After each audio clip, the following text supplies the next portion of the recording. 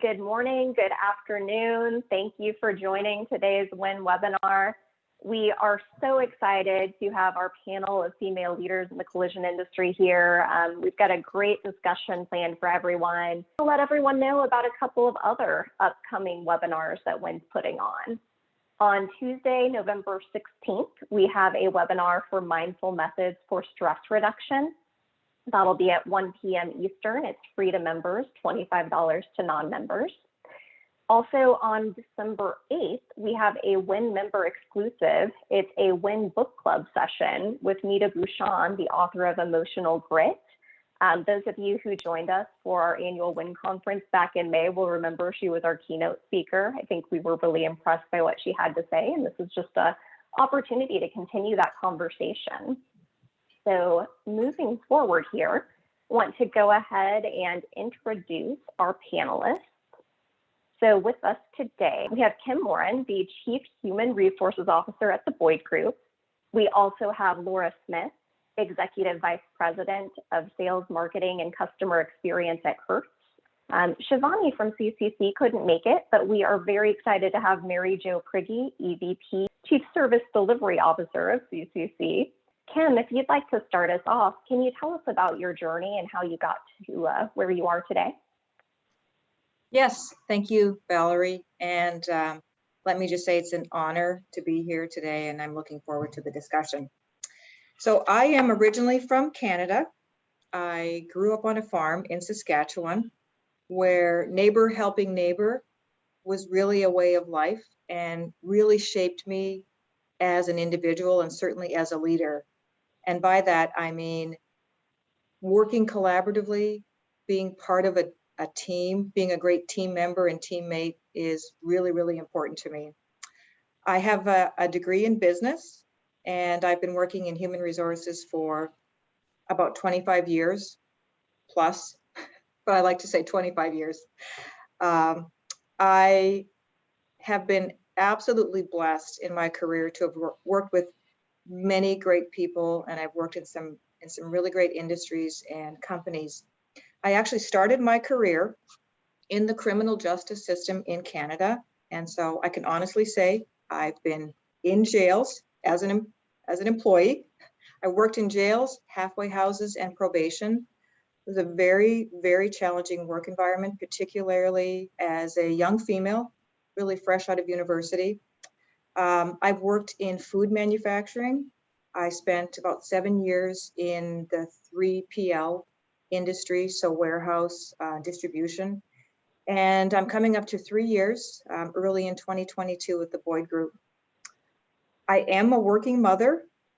I say once you're a working mother, you're always a working mother. Our children are grown. They're through college and they are working and living in the Chicagoland area. So for many of you on the call, you might be at that stage where you've got children at home, and I fully respect and understand what it is to balance that and balance career. So that is me in a nutshell, and again, looking forward to the conversation today. All right, thank you, Kim. Let's see, Laura, would you like to introduce yourself next? Absolutely, thank you, Valerie. Good morning, good afternoon. It's such a pleasure to be here, Laura Smith. Working for the Hertz Corporation. My journey to Hertz started about 24 years ago, where I joined the travel industry. I'm very fortunate and privileged to have worked around the globe with Hertz. I've been with Hertz for 19 years.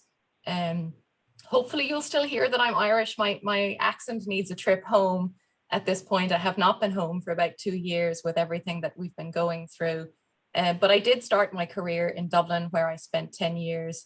And about 9 years ago, I moved to Oklahoma City, where I had the good fortune to lead our insurance replacement, get to know our body shop teams, really understand this great industry. And so I find myself today based at our headquarters, where I lead global sales, marketing, and customer experience. So thank you so much for having me. And I'm also a mum. I have 2 children, 9 and 12. Fantastic. Thank you for being here. Mary Jo, you want to tell us about your journey? Sure. I am with CCC, as you know, and have been for 23 years. And like the other two women that I'm here with, I am a mom, and my children also are grown. And as Kim said, they are always, you're always a mom. There's always something, whether it's, from raising them to now having the wonderful opportunity to mentor them as they're evolving in their careers. But I have made the journey here in a probably less conventional way than many. I came from a family of plumbers. And when I was coming out of high school, I asked my dad what I should do to help me. And I said, if I can be the first plumber, I'm all in. Let me go to trade school. But there was already at least one in the industry. And I said, then I'm going to go to college. So I took a very different path to get into the career that I'm in.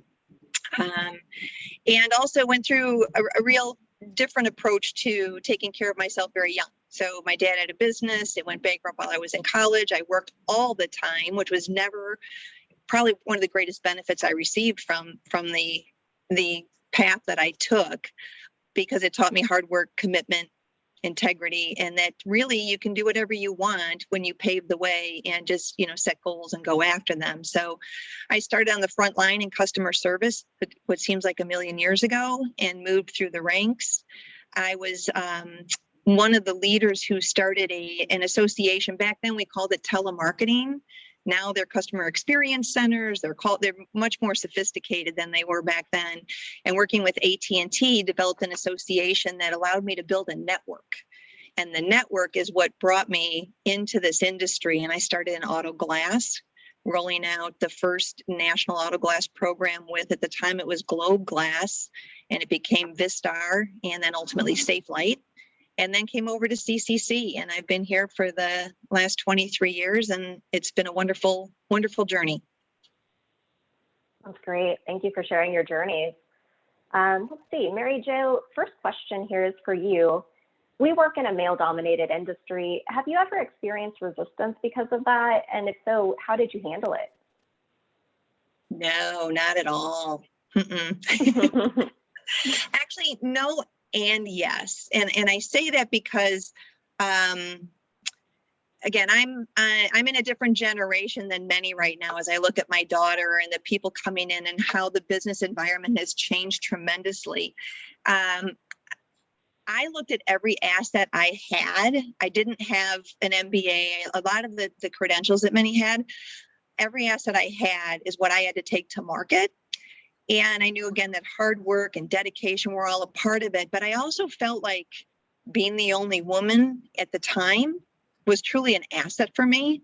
But what it meant is I had to be more prepared. I had to have much more knowledge of what was going on.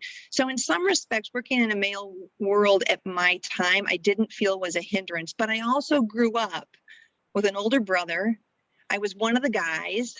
I went to college. I was one of the guys. So I was very much acclimated to being around men and what goes on in a male environment. I played golf. So I was playing golf with men. So I didn't feel it was a hindrance, and I very well could have, but I consciously wanted to make it my advantage. Was I treated differently? Absolutely. Absolutely. Early on, as I was moving my career through, I was fighting to retain a promotion I was offered because they found out that I was pregnant. And by the way, back then you got 6 weeks leave, but if you took all 6 weeks, you were looked at being weak and missing and et cetera. So I was able to retain it. And at that time, you didn't have the protections you had today either, that were so easily available to. And the consciousness today is people just wouldn't do that. But the second time I got pregnant, which was 6 years later, we were going through a leverage buyout, and I hid my pregnancy for 6 months, which was pretty tricky. And I was in labor at the office, and I called into a meeting the next morning because that's just the environment that I felt I had to do to prove that I wouldn't be treated differently. So, and probably another big one was I was told once as I was moving through my career and being successful, delivering value for an organization, that when the leadership position opened up, I was told that the owner of the company wasn't ready for a woman to run the business. And I remember saying, okay, got it. I appreciate the honesty. When they brought my new boss in, a male executive who was wonderful, by the way, I told him, hey, I got this great idea. You manage the owner and I'll manage the business and we'll be wildly successful together. And he and I had a wonderful working relationship, very respectful of what I had to offer. So the bottom line is I managed through a lot of times and differences, and it's different today than it was back then. But all the experiences that I had, good, bad, and there were plenty, going to NACE and CMUth for 30 years. I think it's who I am. It's what made me who I am personally and professionally. Yeah, it all becomes a part of the story. And I love what you said about turning your differences into a positive, into a strength. I think that really resonated. Let's see, Kim, have you encountered any obstacles, and how did you overcome them? I have encountered hundreds of obstacles, no different than all of the women that are on this call. Picking up a little bit with what Mary Jo just said, I never have really looked at obstacles as being something to be afraid of or to be fearful of. I'm wired to say, okay, I get it.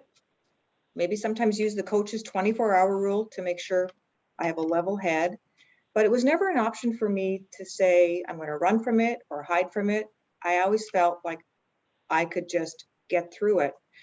A few years ago, I picked up a book, and it's entitled, got it here, The Obstacle is the Way.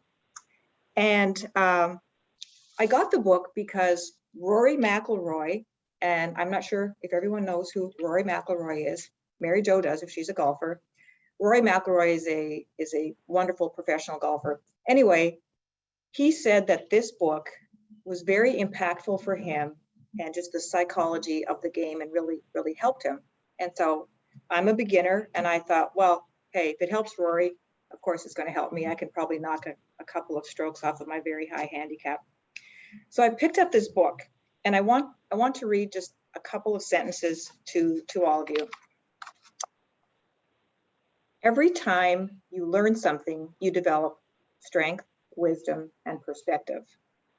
Life is not about one obstacle, it is about many obstacles. One does not overcome an obstacle to enter the land of no obstacles. That's not the goal.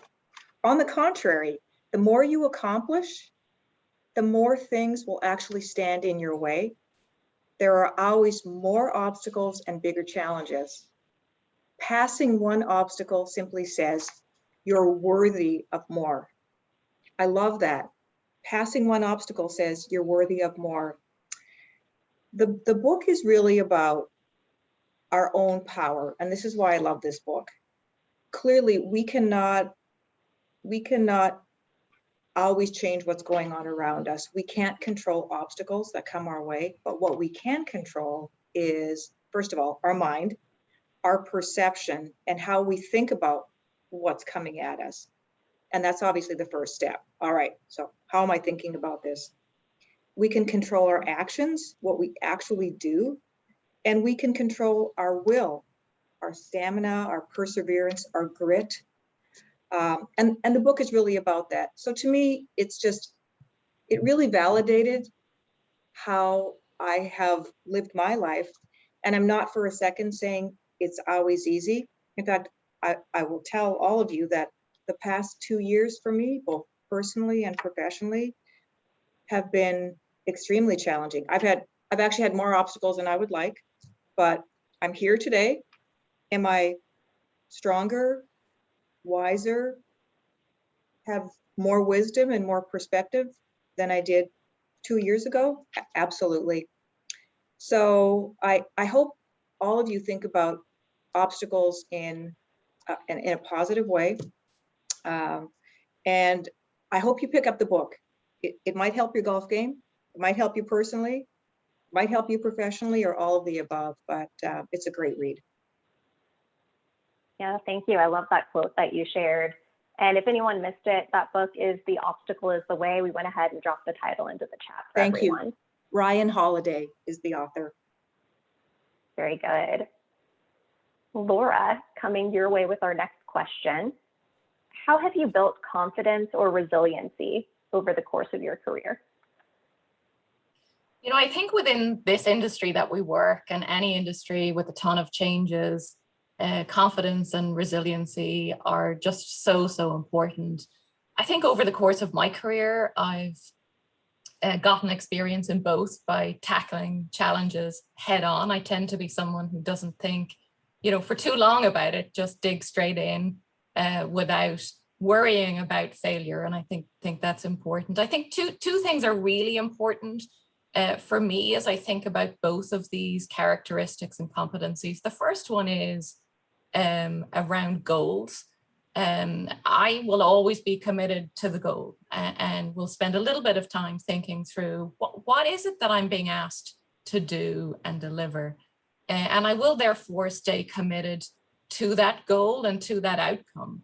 And I think because of that, no matter what hurdles are presented to me, I will therefore be forced to think outside the box, think about creative solutions and ways to get there. And I think by keeping, you know, the end goal as the North Star, with a lot of resilience, working through, you know, unforeseen barriers and unforeseen issues or gravity issues that come your way. I think that's one thing. The second is the sense of team. And I think, you know, for me, whether I'm on a team or leading a team, we tend to be in it together. So hands stacked on the outcome and on the results that we want to deliver. And the loyalty to the team, either as the leader or as the team member, to not want to disappoint and not want to let anyone down. And again, staying focused on that goal will really lean on resilience, confidence to push through, and the grit and determination to really make sure that the outcomes can be achieved. Absolutely. Have you had any mentors who helped you through your career? Oh gosh, I've had so many. I've had great mentors over, you know, 20 plus years, male and female, I will add. I think as I think about it, the standout mentor for me was someone that I had looked up to. And it was at a point in my career actually where I was, you know, really pushing for that next step. I was looking for help and coaching and guidance on, you know, how to move forward, how to move up within the organization. And she said to me, look for the work that needs to get done and do that work. Don't worry about who owns it, who should do it, whose responsibility it is. And I think so often in organizations, those lines blur. And I think now more than ever, what's really important is to put one's hand up and to forge ahead and really try and move the business or the organization forward. And that's something that has always stuck with me. So, you know, I encourage, if that's advice that you're looking for around movement within your organization or within career in general, it is that. It's look for the work that needs to get done, figure out the needle that needs to move, and follow that work. I love that. Ken, did you have anything to add on the importance of mentorship? I was just going to add that fresh out of college, really, and when I started my career with Saskatchewan Justice, and I was very naive at the time, I didn't even realize that I was being mentored. The executive director of corrections took me under his wing. He involved me in the weekly operations meetings and strategic discussions and so on. And as I said, at the time and fresh out of school, I didn't even know what was happening. I didn't realize what a gift I was being given. And it wasn't until a bit later in my career when I was working for an organization and we were working on a formal mentorship and mentoring program that the lights went on and I realized, oh yeah, I had that experience.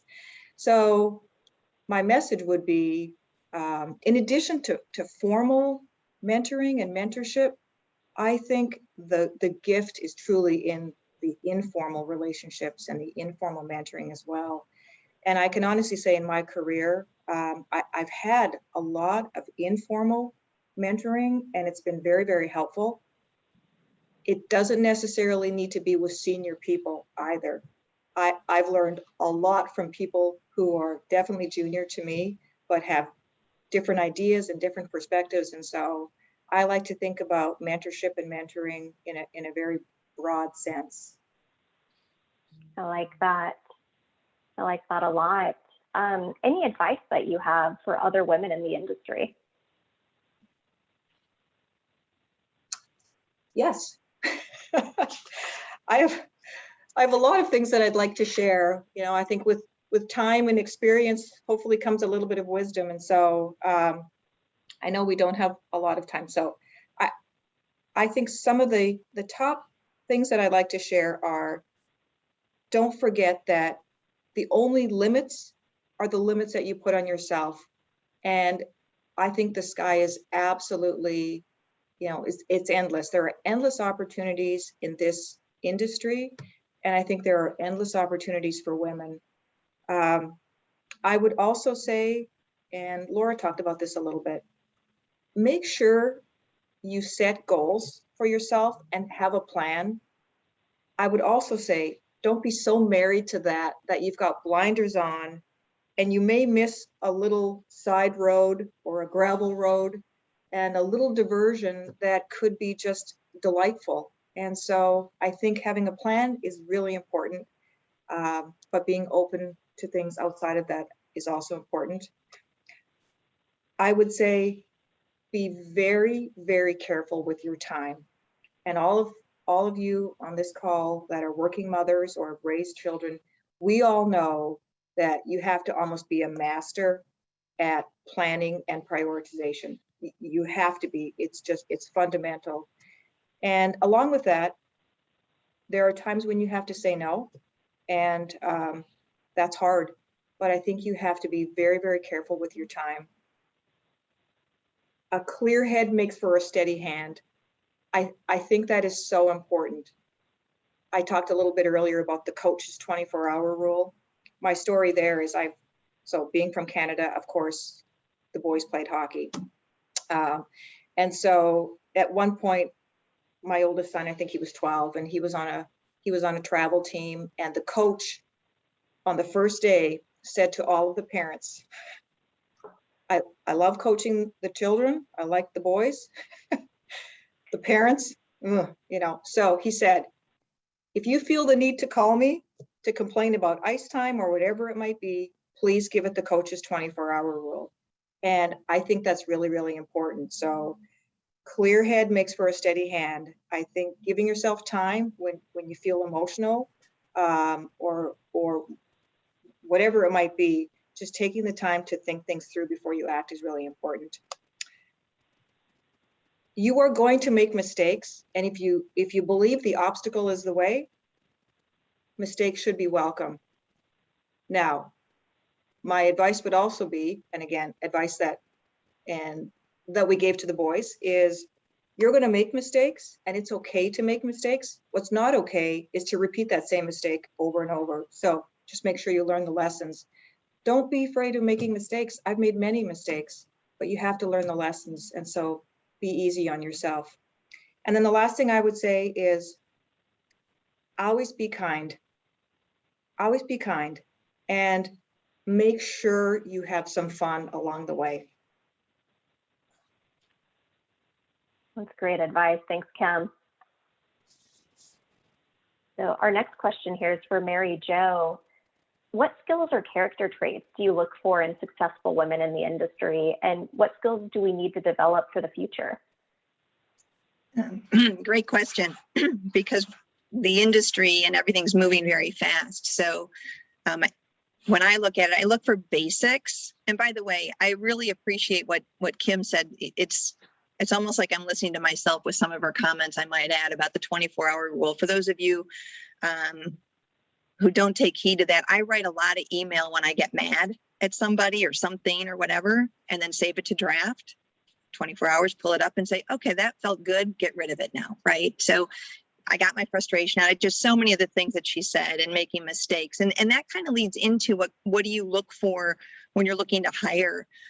Basic communication skills, of course, are important, especially depending upon the role people are playing. But there's roles for people, whether they're good communicators or not, especially when you think in the collision industry. There is such a diverse group of skills that come together for the success in this industry. I also look for someone to be able to tell me about successes in their life. They don't have to be a business success, but what do you classify as a success, and understand the journey to get there? And equally as important is, what haven't you done well? When did you fall down? And what was your experience and learnings from that? I'm always looking for creative thinkers. Someone who's going to tell me how to do something differently versus I used to do it this way and I found it to be successful. I've never done it this way and I want to try something new. So be creative, learners, people who want to continue to learn in their environment from others.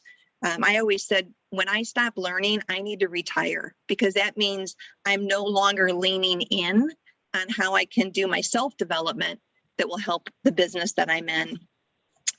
And again, like Kim said, make room for others. Teaming is so important. No one person can do the whole job, the whole environment that you're working in. And sometimes that doesn't mean it's necessarily a business skill. I've been in situations at our company where literally we're having a pretty critical situation. And I'm just saying, does anyone need coffee? Does anyone need water? What can I do to help the people that really had the skill necessary stay heads down and still felt supported by the leadership team? And I'm an operator at my core. So if there's one thing I know, it is that as an operator, it takes many people, it takes a village. So I will always ask someone, have they played sports? And if they have, what sport did they play? And I have a conscious bias, not an unconscious bias, to team sports. Because when I know people have had team sports, that means they know how to share and maximize for the whole, not for the one. So that's a lot of what I look for.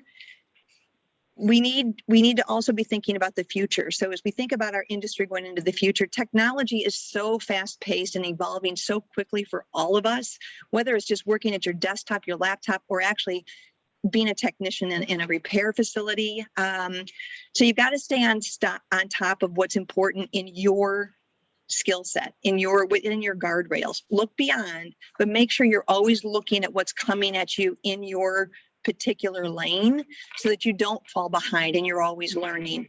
And I think, again, like was already said, I look for kindness. I think that's a really, really important attribute for an environment where you're not an independent contributor and you need people and you succeed as a team. That's great. Thank you.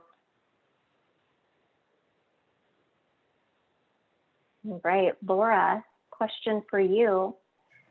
We often feel pressure to be great at everything, a great leader, mother, wife, daughter. How do you manage all those high expectations and the pressure and find that balance while still ensuring that women get the same opportunities as their male counterparts? Gosh, and it's so tricky. I would share that, as a busy wife, mother, executive, there is no perfect balance. But I do look a lot to the scales, and I think sometimes the scales will tip more in my favor as a leader on some days, and I'll be a better mother on other days. I'm very, very conscious around who's driving my time, and I think from a work perspective, I'm very deliberate about my calendar. I don't show up to every meeting just because it's on my calendar. If it doesn't have an agenda, I'm not clear on what it is that someone's trying to solve, or I'm not clear on the role that I'm going to play in that particular meeting or call, I'll push back on it. And I encourage a lot of people that I mentor to do the same. It's incredible, actually. How calendars and workloads and days and weeks can be driven by others. So I think that's something that has worked really, really well for me. And then I think quickly over time, those around me are very, very careful and deliberate about teeing things up, and it just makes for such a better culture. I think for my home life, I accepted a long time ago, I moved to the States with a 13-week-old baby and a 3-year-old, moving to a new continent, into a new role. And from that stage till now, I mean, one of the things that I've just practiced and practiced time again is that I don't need to do it all. I don't want to do it all. I'm clear on improvising. I don't always make it to Muffins with Mom or to read a storybook, but figuring out really what's important to my children of the things that are going to fall on the school calendar.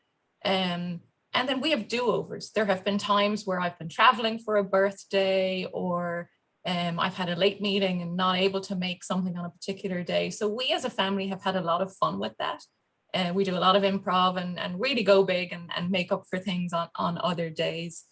And then lastly, I would just say, conscious of the pressure. And I think certainly over the last couple of years, there have been times where it's been incredibly overwhelming, to the point of almost, being paralyzing if we're not careful. And for me, workouts are important, even if that means I'm getting up at 4:30 in the morning or to do a 5 a.m. spin, but to get it in so that I can clear my head and really tackle the day head on. I think the other thing that I talk a lot about with my teams are all of the ors.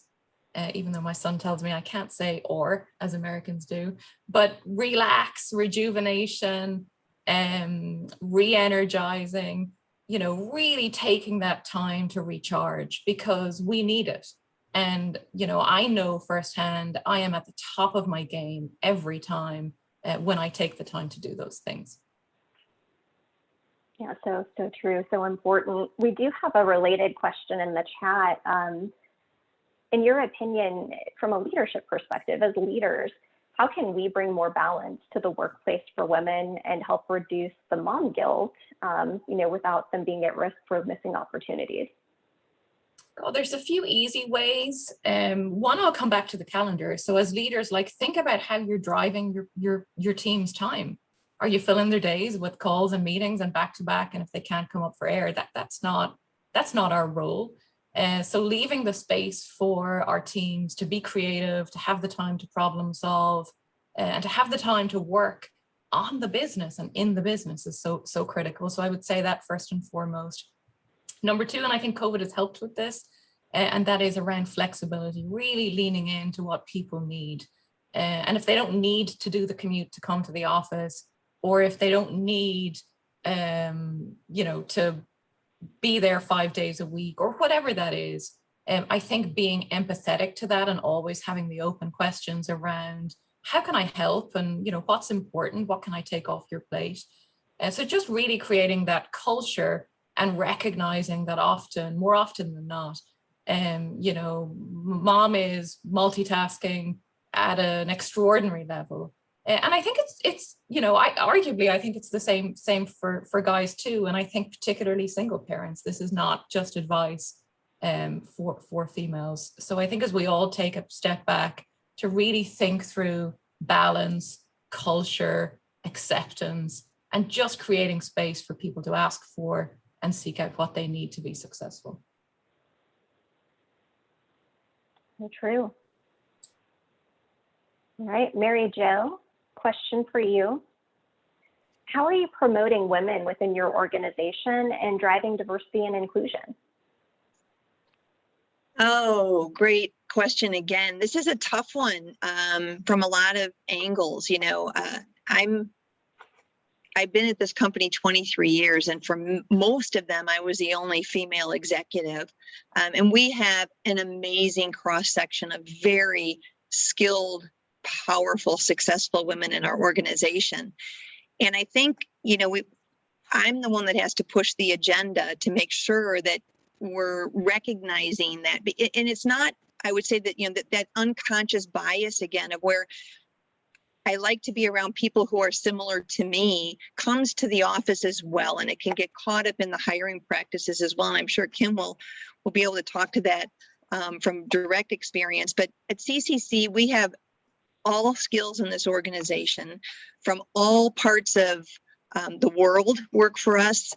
gender, race, nationalities. And I'm really proud, to be honest with you, of where we are from a D&I standpoint. And I say that because we actually now recently have the statistics. We didn't used to have the statistics, but you can look at the numbers and actually see in the data that we're doing well.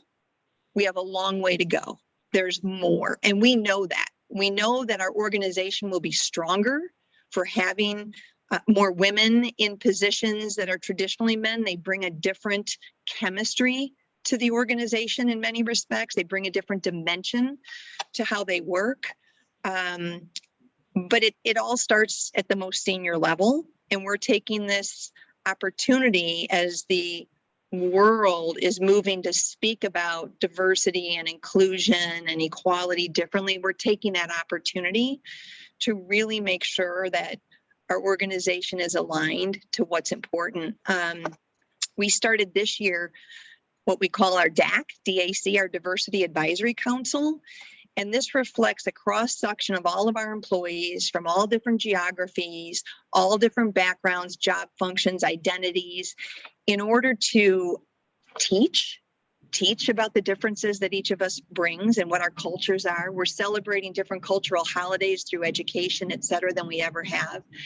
And to share a much broader perspective on people, not just skills and positions, but on people, and identify the opportunities that we have to foster even more inclusion in our workplace. So I'm really pleased with where we are and hoping that we'll continue to make great progress. I love that. It's great to see so many, new initiatives coming out, just the open dialogue, continuing us on that journey. So thank you for sharing. We do have a question here in the chat, so this is open to anyone who'd like to answer. Is there anything you wish that you could go back and tell your younger self?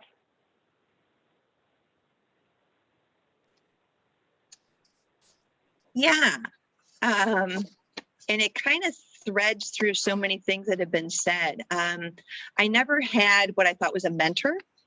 I had a lot of what I call coaches, which is different. And I didn't always have the confidence. Even though I was doing well, I underestimated very often my capability. And, I've been in the workplace now longer than many of you have probably been alive on this call. And I didn't have the internal fortitude or a peer group to look to who offered me the opportunity to see that I had a lot more to offer than I recognized in myself. So what did I do about it? I faked it. I just faked it. I just took on the strength and said, I'm going to go for it. And, you get your own momentum. But I think if there's one thing I would say is don't underestimate what you're capable of. Because again, like we've all said, failure isn't failure. Failure is a lesson for success. And I didn't understand that when I was younger. I was afraid of failure, completely afraid of failure. That's great advice. Yeah, and I think the one build, Valerie, that I would have on what Mary Jo said, some very, very similar thoughts, but certainly early on in my career, in more junior roles, I often felt the pressure was probably pressure I put on myself, but to be the note taker, the minute keeper, and I think over time I quickly realized, like, you don't do that. And don't hold back and really do operate to your full capacity. And I think, there are so many roles, there is so much responsibility. And I just continue to be impressed all of the time by amazing females that I get the privilege to work with day in, day out. And I think that really is the one piece of feedback that I continually give, which is push forward. Do more, don't take no for an answer, be flexible, but you don't have to be completely malleable. So stay authentic to who you are and what's important to you. And sometimes I wish I would have taken that advice for myself sooner. And I would add, I learned this a while ago. I wish I had learned this earlier in my career. Good is better than perfect often. And I think having a really strong sense of ownership and wanting to be your best self is really important, but we don't have to be perfect. And someone said that to me quite some time ago. In fact, he was my boss at the time, and he said to me, Kim, good is better than perfect in this case. And I thought, oh my gosh, he's right. And so I think it's knowing when do you have to be perfect? Because there are times when, or you want to be as close to perfect as possible. But there are lots of times when you don't have to be, and sometimes it's okay just to be good enough. And I think for those of us, and I'm one of them, that strive for perfection, you can be your own worst enemy at times. And so that's why I say, you have to go easy on yourself. It doesn't mean that you're not working hard and trying your best, and you always want to present your best self, but you have to go easy on yourself as well. Can't strive for perfection all of the time. Absolutely. Got to give yourself some grace. Yes. Another question here in the chat. How do you go about seeking a mentor if you don't already have one? I think one thought that I would have, certainly if you have an opportunity to sit down in a performance or evaluation discussion with your line manager, or even to try and get one out of cycle and talk about development and what's important for your career. I think asking, who in the organization would be best placed to help me with some of the areas that I'm trying to focus on. And I think more often than not, certainly someone in the HR organization often has that holistic view of those individuals, leaders, or perhaps, subject matter experts who are working in an individual contributor capacity, who are best placed and could really offer value and offer support and help in a mentor type role. So that for me tends to be a good starting place.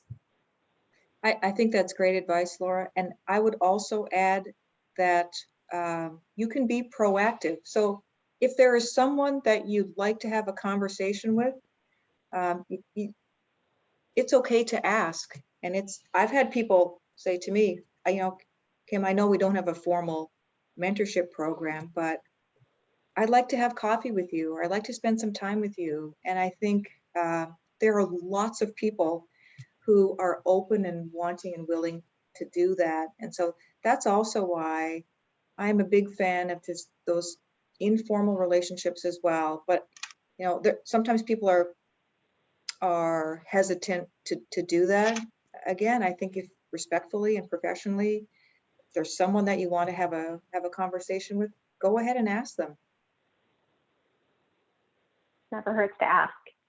Yes. All right. Well, Mary Jo and Laura and Kim, I don't know if you're able to see the chat, but you're getting a lot of love on here. A lot of folks saying great advice, loving this webinar. Definitely appreciate all of the discussion. Fabulous advice. I know you all are extremely busy, and it means a lot that you were willing to come here and share your experiences. Thank you all. Appreciate the opportunity. Thank you so much. Thank you.